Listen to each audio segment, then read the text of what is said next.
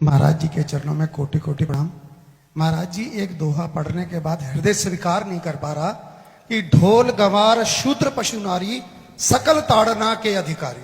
जी, इसमें गोस्वामी जी ने बहुत सूक्ष्मता से वर्णन किया। महापुरुषों के वचनों को हम सूक्ष्मता से समझ पाए। प्रायः ऐसा कह करके हम कहीं कहीं माताओं बहनों की अवहेलना करते हैं, कई जगह हम इसका प्रयोग कर देते हैं। अरे वो गोस्वामी जी ने लिखा है ढोल गंवार शूद्र पशु नारी सकल ताड़ना के अधिकारी। अब इसकी व्याख्या सूक्ष्मता से सुने और विचार पूर्वक। शास्त्रीय प्रमाण के अनुसार ढोल है ना, ढोल को ताड़ना चाहिए। ताड़ना मतलब उसको ठपाक चाहिए और बेताल नहीं। शास्त्र सिद्धांत के अनुसार, संगीत शास्त्र के अनुसार तभी वो राग प्रकट कर पाएगा, तभी वो बजेगा। ढोल को हाथ जोड़ के बोलो कि साहब आप बज जाएं, नहीं बजे, उसको ताड़ना चाहिए। अब ताड़ना शब्द चारों में एक जैसा नहीं लगेगा। शब्द एक ही है ताड़ना, लेकिन ताड़ना के अर्थ अलग अलग हैं। जैसे कनक है, एक ही शब्द है कनक, लेकिन कनक कनक ते 100 गुनी मादकता अधिकाय, वा खाए बोराए जग या पाए बोराए। बोले कनक ही शब्द है। जैसे ताड़ना शब्द का हम प्रयोग केवल वही समझे कि ताड़ना देना ही नहीं, उसका अर्थ अलग अलग है। जैसे कनक शब्द है, कनक को सोना भी कहते हैं और कनक को धतूरा भी कहते हैं। कनक को धतूरा भी कहते हैं। एक कनक है जिसके खाने से बावरा हो जाएगा और एक कनक है जिसके पाने से बावरा हो जाएगा। कनक शब्द एक ही है, लेकिन दोनों का अर्थ अलग अलग हो गया। ऐसे ही ढोल में ताड़न का तात्पर्य है उसको पीटना, लेकिन वो शास्त्रीय संगीत के आधार पर उसको ताल देना। ताल देने से ही वो राग प्रकट करता है, आनंद की उमगन करता है, ना कि प्रार्थना करने से। समझ रहे? अच्छा, गंवार, गंवार कहते हैं विवेकहीन पुरुष को। विवेकहीन पुरुष को कोई कार्य दे दो और उस पर दृष्टि न रखो तो कार्य नष्ट हो जाएगा। वहां ताड़ने का तात्पर्य उसको पीटना नहीं है। उस अविवेकी गंवार पर दृष्टि रखो। जो आपने कार्य सौंपा है, जो भी कार्य उसका है, उस अविवेकी पर दृष्टि रखना ताड़ना हुआ। उस पर दृष्टि रखो, क्योंकि वो अविवेकी है, गंवार है, वो कार्य प्रणाली ठीक जानता नहीं। आप जहां त्रुटि होता संभाल लेना तो वो संभल जाए, क्योंकि वो गंवार है। और शूद्र, शूद्र का तात्पर्य होता शूद्र। वैसे जो वर्ण व्यवस्था में शूद्र का प्रादुर्भाव सबसे श्रेष्ठ जगह से प्रादुर्भाव है। वर्णन आता है ब्राह्मणोश मुखमाशी बाहु राजन्य कृतः उरुद 10 जद वैश्या पदभ्याग्यं शूद्रो जायत। भगवान के श्री चरणों की ही वंदना होती है। प्राय आपने देखा सबके श्री चरणों की, और शूद्रों का प्रादुर्भाव श्री चरणों से हुआ है। कोई ऐसा न समझे कि शूद्र का मतलब निकृष्ट होता है। यहां शूद्र का तात्पर्य जब से किसी से कहते हैं कि शूद्रवत आचरण करता है, मतलब शास्त्र विरुद्ध, सदाचार के विरुद्ध आचरण करना शूद्रवत आचरण की तरफ संबोधन किया जाता है। यहां कहा गया कि शास्त्र की सम्मति, शास्त्र के शासन के अनुसार आचरण हो, सदाचार परायण हो। शास्त्र जिसके लिए जो विधान करता है, शास्त्र शासन स्वीकार करना, यहां शूद्र के ताड़न की बात कही गई। यहां शूद्र ताड़न का तात्पर्य डंडे से प्रहार करना नहीं, समझना। और जो चौथा कहा गया नारी, अगर स्त्री को हम ये कहें कि ताड़न से ही वो केवल काबू में रहती है, तो राष्ट्र में अपने प्रसिद्ध लक्ष्मीबाई जैसी कोई सामर्थ्यशाली वीरांगना, कोई वीरों सामने बड़े बड़े वीरों के दांत खट्टे कर दे, ऐसी बहादुर सिंघनी हुई, अंग्रेजों के दांत खट्टे कर दिए। अगर कोई समझे कि नारी केवल ताड़ने के लिए है तो उसकी मूर्खता है। पुरुष और नारी का समान प्रादुर्भाव हुआ है। भगवान ब्रह्मा के श्री अंग से दाहिनी तरफ से महाराज मनु और बाईं तरफ से उनकी पत्नी उनका प्रादुर्भाव हुआ शतरूपा। शतरूपा, अब आप बोलो एक ही शक्ति के दो भाग हो गए, एक पुरुष रूप धारण कर लिया, एक नारी रूप धारण कर लिया। अब यहां विचार जो है कि उस नारी के ऊपर ताड़न शब्द का क्या प्रयोग है।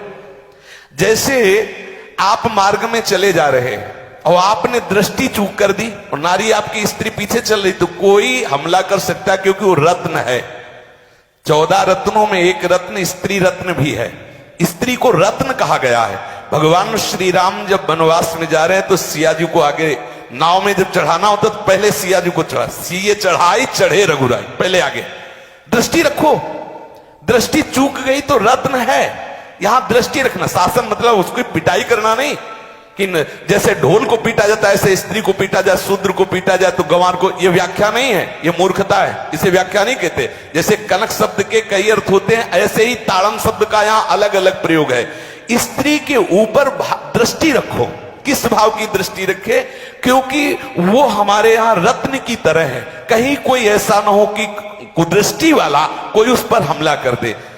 पाणी ग्रहण संस्कार में रक्षा का भी सूत्र बताया जाता है कि आपको अभी ये समर्पित है, आप इसकी रक्षा करें। हमारे शास्त्रीय सिद्धांत में देखो कभी भी स्त्री को अकेला छोड़ने का सिद्धांत नहीं पाया गया।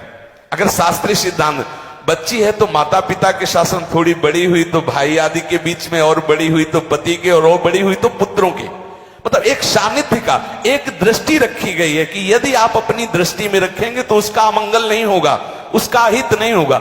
ये जो जैसे मानो कोई सी स्त्री को अकेला कोई पा गया और कुमार्गामी वृत्ति वाला हुआ, तो आज जो घटनाएं सुनने को मिलती हैं, अगर हमारी दृष्टि हो उस पर तो ऐसा नहीं हो सकता। और दूसरी बात यह है कि स्त्री को बुद्धि स्वरूपा भी माना गया। भगवान से भीष्म जी कहते हैं, मैंने अपनी कुंवारी कन्या बुद्धि को, हमारी कुंवारी कन्या है बुद्धि, सदैव सुरक्षित रखा है, आज आपके चरणों में समर्पित करते हैं। तो शास्त्र शासन के द्वारा बुद्धि को सदैव अपने अधीन रखो, कहीं बुद्धि कुमार्गामी ना हो जाए। यहां स्त्री के ताड़न का केवल एक सूत्र है कि आप उस पर दृष्टि बनाए रखें, कहीं स्त्री रत्न कहीं अपवित्र ना हो जाए, कहीं दूसरे का किसी तरह से कुमार्गामी लोगों का ऐसा कोई बर्ताव ना हो जाए, इसलिए सावधान। वहां उसको पीटने का शब्द नहीं है कि ढोल गवार शूद्र पशु नारी सकल ताड़ना के अधिकारी। ताड़ना का तात्पर्य वहां पीटना नहीं तो विद्वता में देखो तो एक से एक, साधुता में देखो तो एक से एक, वीरांगना देखो एक से एक, ऐसा नहीं कह सकते, क्योंकि जो सामर्थ्य पुरुष में वही सामर्थ्य भगवान ने स्त्री में भी दी,